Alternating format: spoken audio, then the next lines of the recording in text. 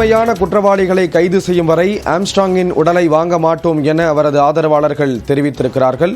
விவரங்களோடு இணைகிறார் சிறப்பு செய்தியாளர் ரகுவரன். ரகுவரன், என்னென்ன விஷயங்களை அவங்க குறிப்பிட்டிருக்காங்க?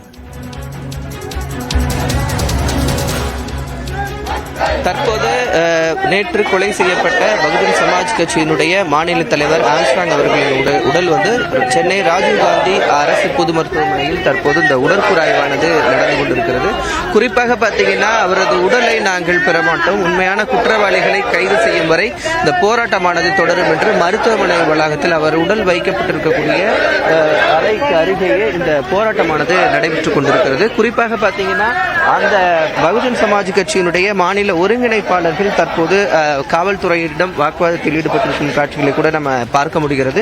ஏனென்றால் இன்னும் உறவினர்கள் யாரிடமும் கையெழுத்து பெறாமல் எதற்கு இந்த உடற்கூறாய்வானது அவசரமாக செய்யப்படுகிறது, எதற்காக இந்த இவ்வளவு வேகம் எதற்கு என்பது தொடர்பான இந்த பகுஜன் சமாஜ் கட்சியினுடைய தமிழகத்தினுடைய ஒருங்கிணைப்பாளர் மைக்கேல் தாஸ் அவர்கள் தலைமையில் தற்போது இந்த போலீசாருடன் பேசிக் கொண்டிருக்கும் காட்சிகளை நாம் தற்போது பார்த்துட்டு இருக்கோம்.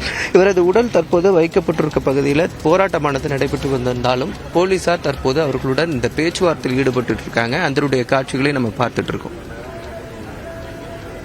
ஆம்ஸ்ட்ராங் உடலை வாங்க மாட்டோம் என அவரது ஆதரவாளர்கள் கூறி வருகிறார்கள். அவர்கள் சென்னை ராஜீவ்காந்தி மருத்துவமனையில் முழக்கமிடக்கூடிய அந்த காட்சிகளை பார்க்கிறோம். பல்வேறு போலீசார் குவிக்கப்பட்டு பாதுகாப்பு அங்கு பலப்படுத்தப்பட்டிருக்கிறது. அது தொடர்பான விவரங்களை கொடுத்தீங்க. நன்றி ரகுவரன்.